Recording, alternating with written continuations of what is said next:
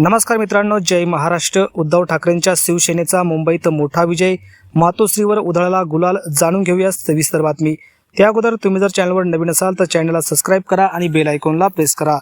सध्या महाराष्ट्रामध्ये निवडणुकीची जोरदार रणधुमाळी सुरू आहे। प्रत्येक पक्ष आपला पक्ष आणि आपला उमेदवार निवडून येण्यासाठी सर्व ताकद पणाला लावत आहे। याच ठिकाणी उद्धव ठाकरे यांच्यासाठी याच रणधुमाळीच्या निवडणुकीच्या अनुषंगाने एक महत्त्वाची आणि मोठी बातमी थेट मुंबईतून आलेली आहे।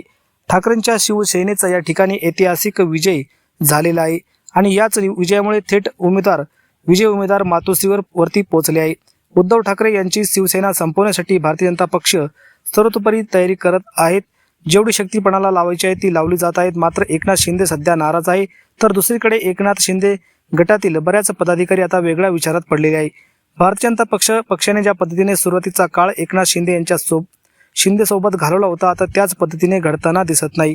त्यामुळे पुन्हा एकदा जे ठाकरेंसोबत झालं त्यापेक्षाही मोठं या ठिकाणी करेक्ट कार्यक्रम शिंदेचा भारतीय जनता पक्ष करतो की काय अशी भीती वाटू लागली आहे।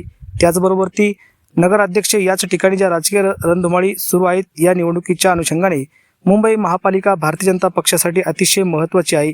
यापूर्वी झालेल्या बेस्ट कामगार युनियनच्या निवडणुकीमध्ये उद्धव ठाकरेंना हरवण्यासाठी या ठिकाणी सर्व ताकद पणाला लावली, सरकारची शक्ती देखील पणाला लावली। मात्र पुन्हा एकदा या ठिकाणी जो अतिशय महत्त्वाची या ठिकाणी एक निवडणूक पार पडली मुंबई विभागामध्ये, या निवडणुकामध्ये मात्र उद्धव ठाकरे यांच्या शिवसेनेने ऐतिहासिक विजय मिळवला आहे।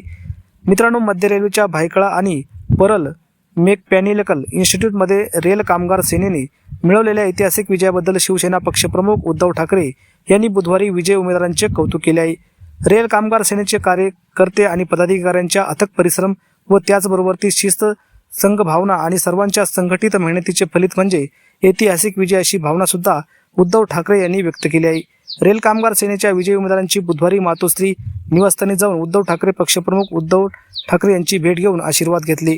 यावेळी रेल्वे सेनेचे विजयी झालेले उमेदवार, त्याचबरोबर ती शिवसेना नेते, रेल कामगार सेनेचे अध्यक्ष विनायक राऊत, उपनेत्या किशोरी पेंडेकर आदी देखील उपस्थित होते। या विजयामुळे पुन्हा एकदा उद्धव ठाकरे यांच्या शिवसेनेमध्ये एक नवी चेतना निर्माण झाली आहे। तर तुम्हाला या संदर्भात काय वाटतं? तुमच्या प्रतिक्रिया नक्की कमेंट बॉक्समध्ये व्यक्त करा। धन्यवाद। जय महाराष्ट्र।